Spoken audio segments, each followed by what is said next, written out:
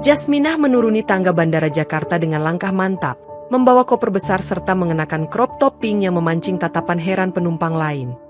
Ibunya, Bu Siti, mendekatinya di pelataran kedatangan sembari berbisik, "Nak, pakaianmu itu terlalu terbuka, ingat kita sudah di Indonesia." Namun Jasminah hanya mengangguk enggan. Setelah menempuh perjalanan darat yang panjang, mereka tiba di desa kecil tempat asal Jasminah, di mana pepohonan jati dan hamparan sawah menyambutnya dengan aroma nostalgia. Beberapa warga desa tersenyum sambil menyapa, meski tatapan mereka sempat tertuju pada baju yang dikenakan Jasminah, menandakan ketidakbiasaan budaya. Sambil duduk di beranda rumah, Jasminah menceritakan bagaimana ia berhasil menyelesaikan studi di luar negeri berkat beasiswa prestasi, membuat ibunya bangga dan terharu. Namun di sela obrolan, sang ibu mengingatkan Jasminah untuk selalu ingat norma kesopanan, sambil berkata, "Bagaimanapun, kita orang Timur, Nak." Jasminah hanya tertawa kecil dan membalas dengan setengah bercanda, "Di luar negeri pun panas, Bu, apalagi di sini," menandakan sikapnya yang masih enggan mengenakan pakaian tertutup. Menjelang petang, ia mengeluarkan sepeda tua dari gudang belakang, merencanakan perjalanan ke desa-desa terdekat untuk memetakan kondisi nyata masyarakat. Ibunya sempat mengusap pundaknya dan berpesan, "Hati-hati di jalan, dengar-dengar Desa Mbangi sekarang tidak aman," membuat Jasminah bertanya-tanya. Jasminah pun menggumamkan rasa penasaran itu sepanjang malam, menyusun rencana untuk membawa perubahan positif di kampung halamannya meski ia belum tahu bahaya besar yang mengintainya. Di seberang hutan karet, Desa Mbangi sudah lama ditinggalkan pemerintah, hingga Gatot, pria kekar dengan tato mistis di sekujur tubuhnya, berhasil menjadikannya sarang preman. Gatot memimpin kelompok berandal bersenjata tajam dan membangun kekuasaan dengan memeras penduduk desa, disertai ancaman serta kekerasan brutal. Di sisi lain, Jembrot, pria gemuk bertanduk kerbau dan mengenakan celana jerami, berperan sebagai pemimpin spiritual aliran sesat, menggabungkan ritual-ritual kelam dengan perdukunan. Setiap malam purnama, Jembrot menggelar upacara di puncak bukit Desa Mbangi, memanggil entitas gelap sambil mengorbankan ayam jantan dan meminum darahnya di hadapan para pengikut fanatik. Desas-desus mengatakan bahwa banyak pejabat korup datang diam-diam untuk meminta berkah kekuasaan, menawarkan uang suap, bahkan berpartisipasi dalam ritual gelap yang melibatkan tumbal manusia. Warga desa-desa sekitar pun hidup dalam ketakutan, karena gadis-gadis muda sering diculik dan tidak pernah kembali setelah dibawa ke Desa Mbangi. Seorang petani bernama Pak Rudin pernah melapor ke kantor polisi setempat, namun hanya dijawab seorang oknum dengan kalimat dingin, "Bukan urusan kami, jangan ikut campur urusan orang besar." Para preman Desa Mbangi juga merambah area pasar, merampas hasil panen penduduk, memaksa mereka membayar upeti jika ingin tetap berjualan. Gatot dan Jembrot saling bekerja sama, di mana Gatot bertugas menindas secara fisik, sementara Jembrot memberi jaminan, perlindungan mistis, dengan ritual-ritual sesatnya. Kekuatan gabungan inilah yang akhirnya membangun teror menahun di wilayah itu, menanamkan rasa ngeri mendalam yang menjangkiti hati setiap orang yang mendengar nama Desa Mbangi. Pagi hari yang terik, Jasminah mengayuh sepeda tua ibunya menuju Desa Mbangi untuk melakukan survei, tetap mengenakan crop top pink dan celana pendek meski sudah diingatkan bahaya yang mengintai. Setibanya di gerbang desa, puluhan pria bertubuh besar menghadangnya sambil memegang kapak, cangkul, dan tongkat kayu, memaksa Jasminah turun dari sepeda. Seorang pria bertato tengkorak berseru lantang, "Ngapain cewek sok asing di sini, mau cari masalah?" Dan Gatot yang berdiri di belakangnya hanya menyeringai puas. Jembrot muncul sambil menimang jimat kerbau, menatap Jasminah dengan pandangan takzim penuh nafsu, seolah sudah menemukan korban untuk ritual berikutnya. Sebelum Jasminah sempat bicara, dua preman langsung merampas sepedanya lalu memegang lengan Jasminah erat-erat, menyeretnya masuk ke halaman rumah kayu besar di tengah desa. Gatot, sambil merokok, memberi perintah, "Ikat tangannya, jangan sampai kabur, malam ini kita punya hajatan besar," disambut tawa seram para anak buahnya. Jasminah berusaha meronta dan berteriak, "Lepaskan aku," namun semua usahanya sia-sia karena tenaganya tak sebanding dengan para pria kekar itu. Menjelang senja, Jasminah dikurung dalam gudang pengap, bersama beberapa gadis muda lain yang terisak menahan rasa takut. Saat tengah malam, mereka digiring ke area terbuka untuk ritual darah yang dipimpin oleh Jembrot, lengkap dengan sesaji dan obor-obor menyala temaram. Tepat ketika pisau diangkat untuk menyembelih Jasminah, sekonyong-konyong seekor singa putih bercahaya menerkam pengekangnya, memicu kehebohan yang membuat Jasminah berhasil meloloskan diri sambil terisak ketakutan. Jasminah pulang ke rumah dalam keadaan syok dan berlumuran debu. Disambut ibunya yang langsung memeluknya seraya bertanya, "Apa yang terjadi, Nak?" Dengan napas tersengal, Jasminah menceritakan bagaimana singa putih bercahaya tiba-tiba muncul dan menyelamatkannya dari ritual mengerikan di Desa Mbangi. Mendengar hal itu, Bu Siti meneteskan air mata dan mengungkapkan rahasia keluarga bahwa kakek Jasminah dulu pernah memanggil Hodam Singa Putih untuk melindungi garis keturunannya. Menurut cerita ibunya, Hodam itu adalah entitas yang diwariskan turun-temurun, namun jarang sekali bangkit jika pemiliknya tidak dalam situasi terdesak. Jasminah tercengang mengetahui fakta itu, dan ibunya menenangkan, "Nak, ini saatnya kau belajar mengendalikan Hodam itu agar tak membahayakan orang lain." Di ruang tengah, Jasminah diberi kotak kayu warisan kakeknya berisi naskah kuno dan Raja Singa, yang konon menjadi kunci untuk memanggil Hodam secara sadar. Sebelum fajar menyingsing, ibunya mengajarkan doa dan gerakan tertentu yang dipercaya dapat menghubungkan Jasminah dengan roh singa putih tersebut. Dengan tatapan serius, ibunya juga berpesan, "Jangan kau gunakan kekuatan ini untuk hal yang salah, ingat perbuatan baik dan niat lurus akan menjaga keselamatanmu." Jasminah mencoba memahami huruf-huruf kuno dan simbol yang tertera, menyadari bahwa proses penguasaan Hodam tak semudah membalik telapak tangan. Meski masih didera trauma, Jasminah perlahan mendapat semangat baru untuk menolong para korban di Desa Mbangi, dengan menggantungkan harapan pada singa putih yang melindunginya.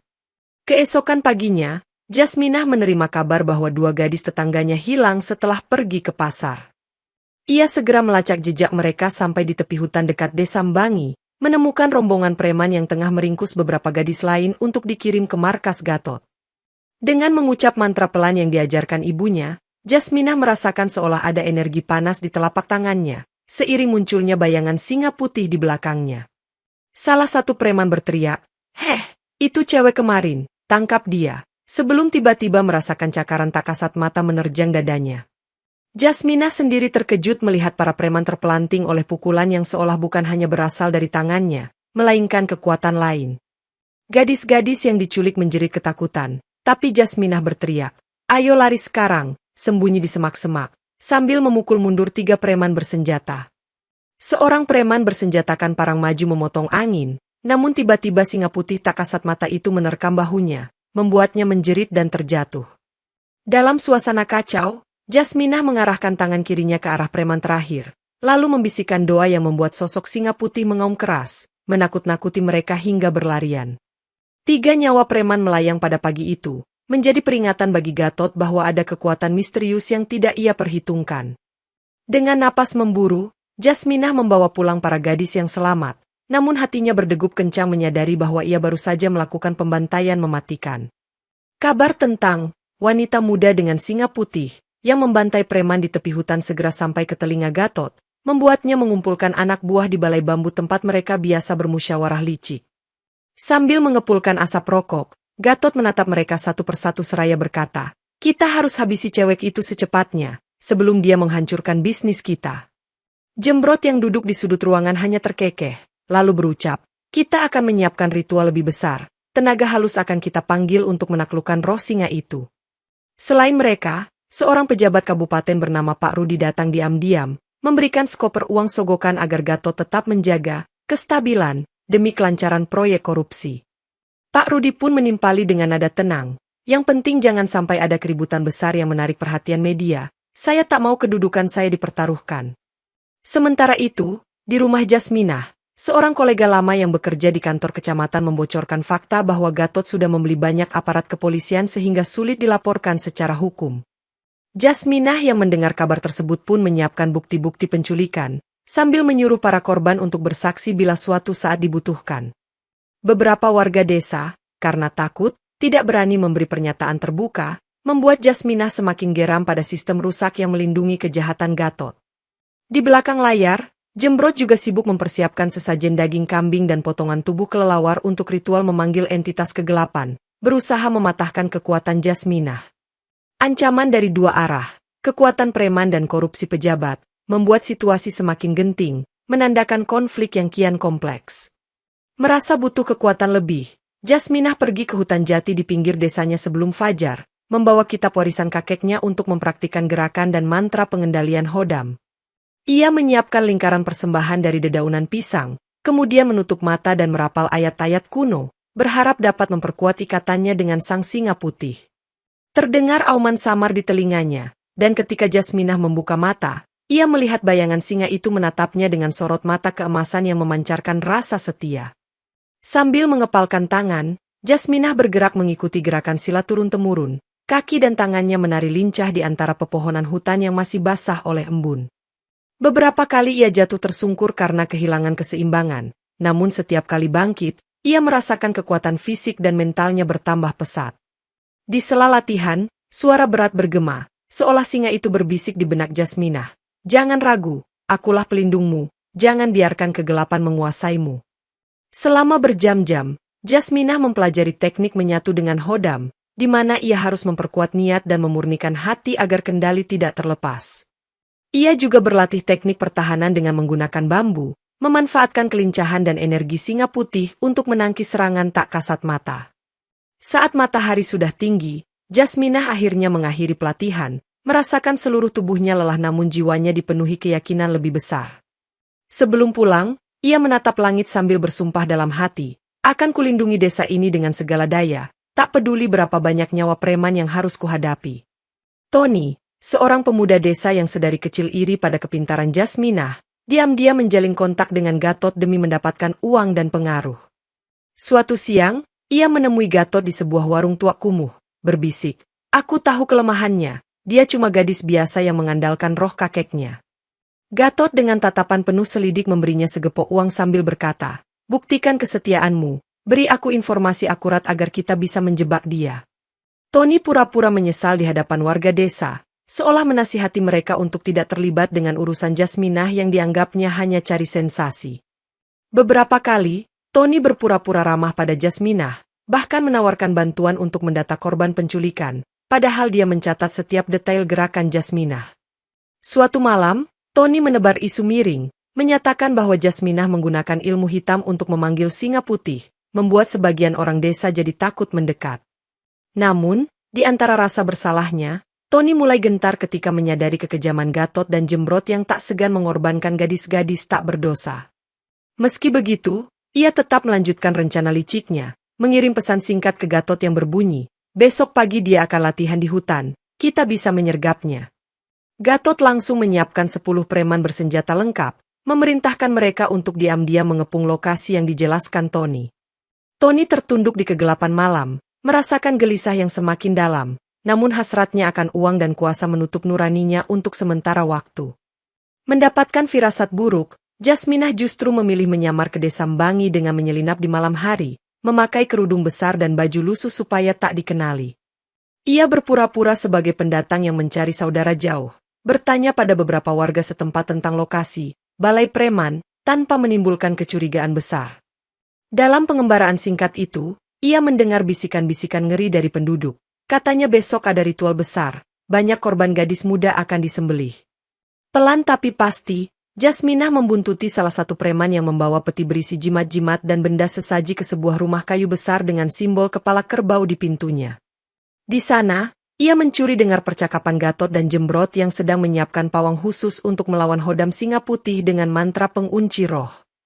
Seorang dukun lain yang diundang bernama Mbah Kayun memperingatkan mereka, "Singa Putih itu bukan roh sembarangan. Jika kalian salah langkah, kalian yang akan binasa." Gatot membalas dengan nada kasar, "Aku tak peduli, bayaranku tinggi, kau lakukan saja apa yang kuminta," sambil melempar setumpuk uang di meja. Jasminah berhasil memotret beberapa bukti, termasuk wajah pejabat yang tampak membubuhkan tanda tangan di atas dokumen yang mencurigakan. Namun, tepat saat ia hendak pergi, seorang preman mencurigainya dan menegur, "Hei, siapa kamu? Kenapa berkeliaran di sini malam-malam?" Tanpa pikir panjang, Jasminah kabur ke kegelapan. Meskipun sempat dikejar oleh 2 preman bersenjata parang, ia berhasil lolos dengan memanfaatkan lorong-lorong sempit di desa itu. Mengetahui adanya pasar gelap di pinggiran desa Mbangi, Jasminah datang pada malam hari ketika transaksi penjualan gadis-gadis muda biasanya terjadi di bawah penerangan lampu minyak. Di tempat itu, ia melihat beberapa orang kaya dan pejabat korup sedang memilih barang dagangan, yakni gadis-gadis yang ditangkap dari berbagai desa. Berpura-pura menjadi pembeli, Jasminah menanyakan harga dan menyaksikan langsung bagaimana preman memamerkan korban seperti ternak, memancing amarahnya kian memuncak. Setelah mengenali ciri-ciri dua gadis yang pernah dilaporkan hilang, Jasminah berbisik menenangkan mereka dan berkata, "Tenang, aku akan selamatkan kalian." Seorang mucikari menggoda Jasminah dengan kata-kata kotor, sebelum Jasminah melayangkan tendangan kilat yang membuatnya tersungkur di atas meja dagangan. Teriakan pun membahana ketika preman lain menyadari ada penyusup. Mereka segera mencabut golok dan menerjang Jasminah dengan serangan mematikan. Jasminah pun memanggil kekuatan singa putih, merasakan energi yang mengalir deras, lalu dengan cekatan menghindar sambil mematahkan lengan salah satu preman. Gatot yang kebetulan sedang berada di lokasi, langsung berdiri menerjang namun Jasminah melompat ke belakang, menyuruh para korban melarikan diri keluar pasar gelap. Beberapa gadis berhasil kabur, namun Gatot mengamuk dan melempar meja dengan sekali hentak, mencederai seorang preman sendiri yang menghalangi jalannya. Dengan tubuh berlumuran keringat dan luka, Jasminah akhirnya berhasil memukul mundur para preman, menghancurkan pasar gelap tersebut, meski dirinya pun mengalami cedera serius di bahu. Keesokan harinya, Tony dipanggil Gatot ke Balai Bambu, diinterogasi habis-habisan karena misi penyergapan di hutan gagal total, sementara pasar gelap juga porak-poranda. Gatot membentak keras, "Kau bilang dia akan ada di hutan, tapi justru dia muncul di pasar gelap. Apa kau sengaja mempermainkan kami?" Tony yang gemetar ketakutan mencoba menjelaskan bahwa ia hanya mengirim pesan sesuai informasi terakhir, namun Gatot tak mempercayainya. Dengan amarah membara, Gatot memerintahkan anak buahnya menyiksa Tony, mengikat kedua tangannya di tiang lalu mencambuknya di hadapan preman lain. Jembrot yang melihat keadaan itu berkomentar dingin, orang yang tak berguna lebih baik dijadikan tumbal selanjutnya, Gatot. Namun Gatot belum mau mengorbankan Tony, ia ingin memanfaatkan si pemuda sampai benar-benar habis, lalu berkata, "Kau masih punya sisa napas, gunakan itu untuk memburu cewek sialan itu." Tony yang babak belur menitikkan air mata sambil bersujud, memohon ampun, berjanji akan mencari cara lain untuk menjebak Jasminah. Di tengah rasa sakit, Tony mulai merasakan penyesalan mendalam karena bersekutu dengan orang sekejam Gatot, walau ia tak berdaya menghadapi ancaman pembunuhan. Setelah penyiksaan berakhir, Tony diseret dan dilempar ke kandang kambing belakang gudang, dijaga dua preman agar tidak kabur. Dalam kurungan kumuh itu, Tony dirundung rasa sesal, tetapi sudah terlambat untuk berbalik kecuali ia punya keberanian besar untuk mengkhianati Gatot sepenuhnya. Di tengah luka yang belum sembuh, Jasminah mengumpulkan warga desa yang berani, meminta mereka menemaninya menyusup ke desa Mbangi untuk membebaskan para korban yang masih dikurung. Malam itu, mereka masuk dari sisi barat desa, membelah semak-semak dan kebun singkong, sambil berbisik, "Jangan bersuara, nanti kita ketahuan." Dalam senyap, mereka berhasil membuka satu gudang di mana beberapa gadis ditemukan terkurung, lalu segera menuntun para korban keluar dengan hati-hati. Namun, alarm dinyalakan ketika seorang preman memergoki rombongan kecil ini, sehingga belasan preman lain langsung mengepung mereka sambil berteriak lantang. Terjadilah pertempuran tak terelakkan, di mana Jasminah menggunakan kekuatan singa putih untuk merobohkan 3 preman sekaligus, sementara warga desa membantu dengan senjata seadanya.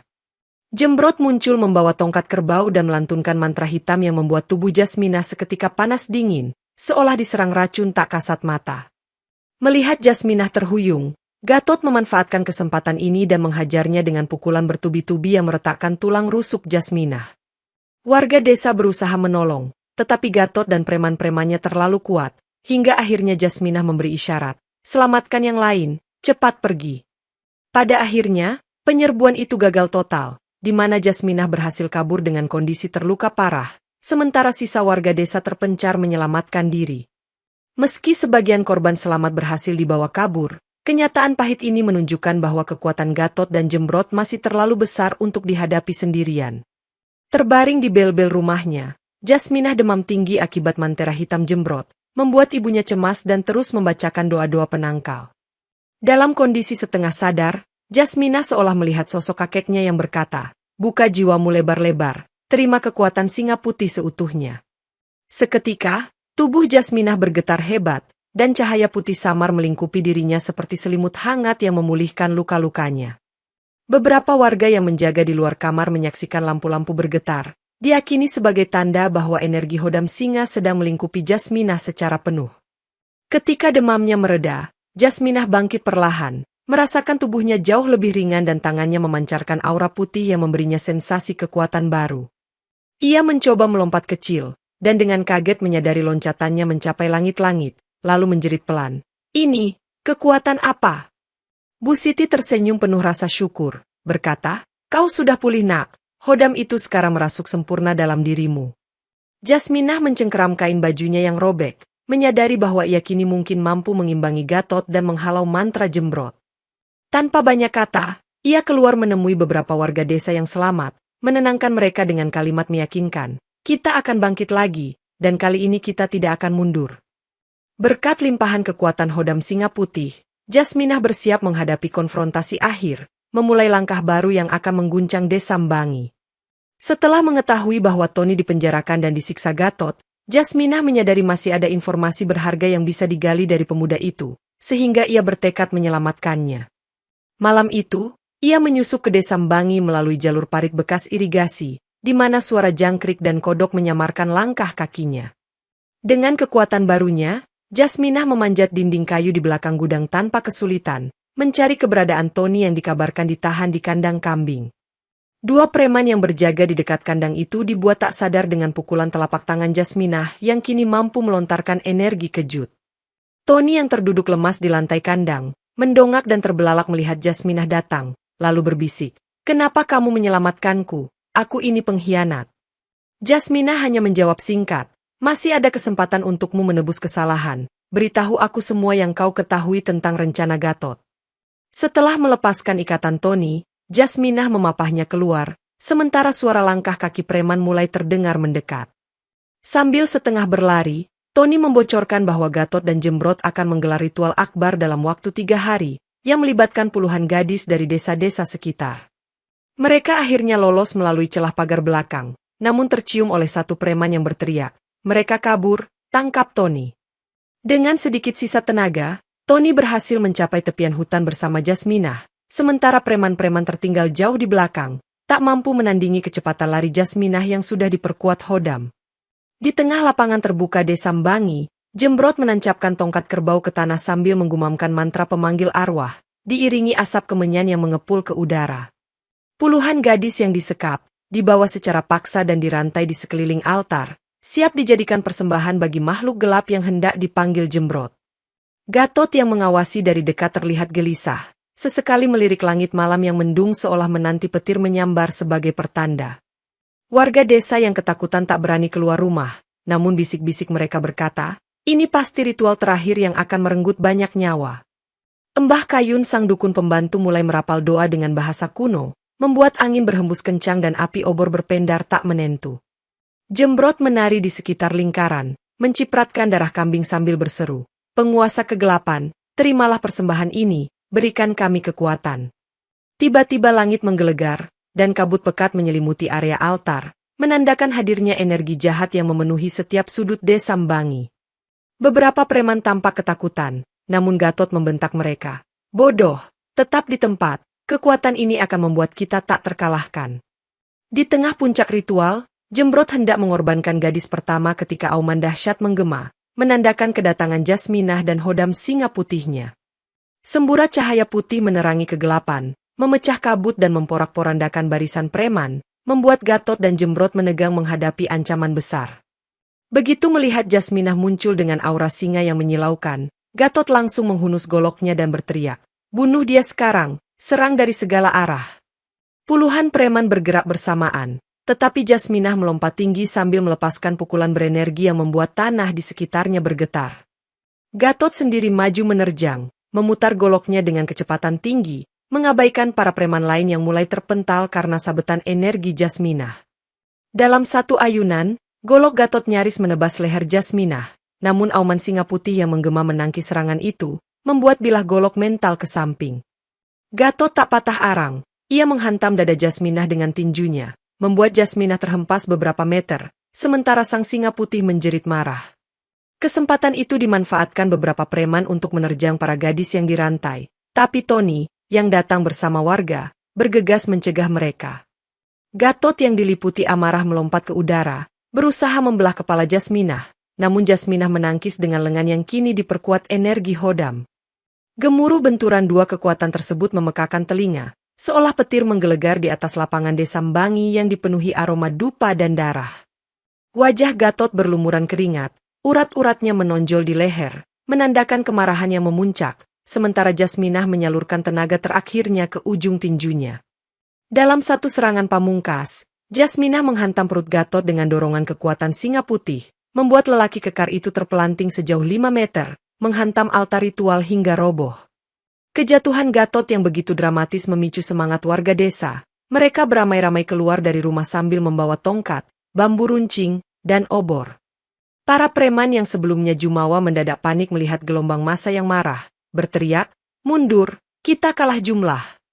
Seorang ibu parubaya maju paling depan sambil berseru, "Kalian sudah cukup membuat hidup kami menderita, sekarang saatnya kalian pergi." Tony, meski terluka, tetap berdiri mendampingi Jasminah, mengangkat sebatang kayu untuk menghalau seorang preman yang hendak melarikan diri.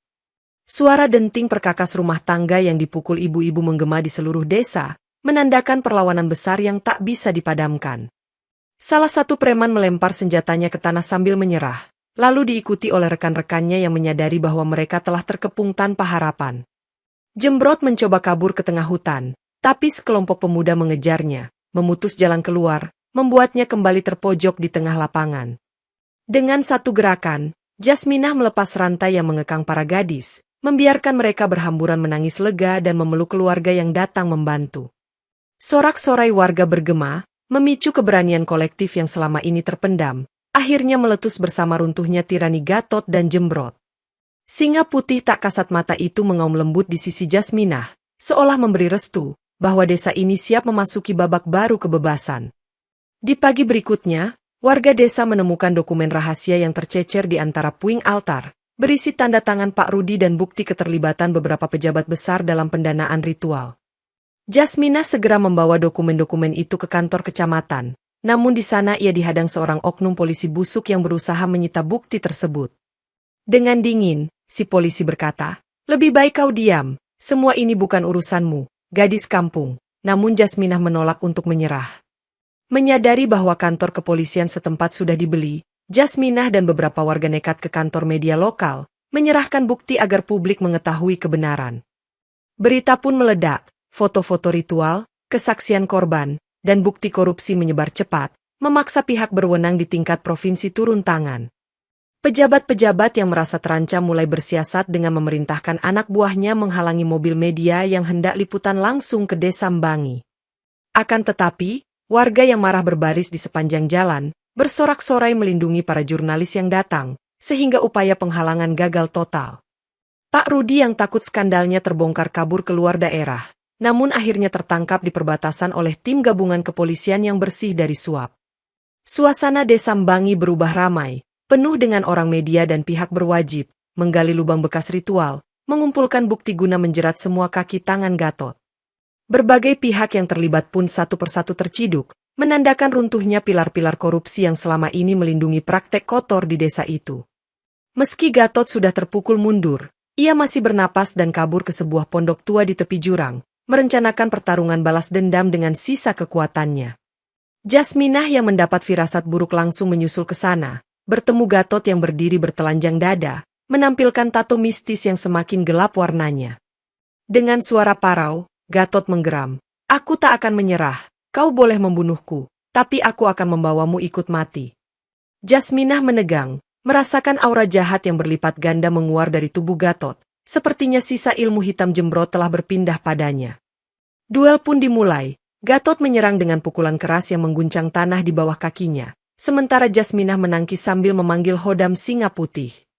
Debu dan serpihan kayu beterbangan ketika mereka saling baku hantam, menandakan pertarungan sengit yang menentukan hidup mati keduanya. Napas terengah, Jasminah melompat ke atas batu besar dan melancarkan serangan terakhir, mengarahkan tinju berbalut energi singa putih langsung ke dada Gatot. Gatot sempat berusaha menangkis, tetapi lengannya patah akibat benturan keras, membuat dia memekik, lalu terjatuh berlutut dengan darah menetes di sudut mulutnya.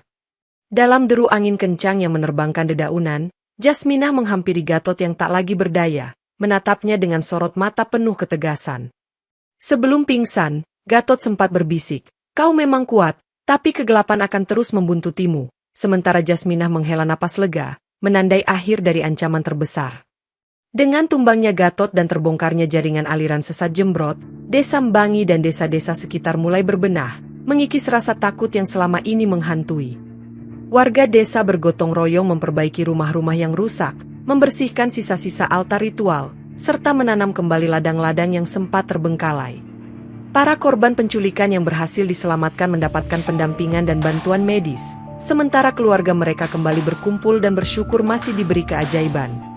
Media nasional menyoroti Desa Mbangi sebagai simbol kebangkitan rakyat kecil yang berhasil melawan tirani, mendorong pemerintah pusat turun langsung untuk menata ulang wilayah itu. Sejumlah oknum polisi busuk akhirnya diproses hukum, memicu reformasi kepolisian setempat agar lebih responsif dan bersih dari korupsi ke depannya. Jasminah didaulat sebagai pahlawan desa, meski ia sendiri enggan disebut begitu, lebih senang menyebut bahwa kekuatan sesungguhnya berasal dari kebersamaan warga. Ibunya, Bu Siti, kini bernafas lega, tak lagi memarahi soal pakaian terbuka karena ia sadar Jasminah punya hati yang jauh lebih besar dari sekadar penampilan. Dalam upaya memajukan desa, Jasminah mulai menyusun program pemberdayaan ekonomi rakyat, membuka pelatihan keterampilan bagi ibu-ibu dan pemuda setempat. Hodam Singa Putih tidak lagi menunjukkan wujudnya setiap saat, hanya sesekali hadir dalam mimpi Jasminah, seakan memberi isyarat bahwa tugasnya belum benar-benar usai.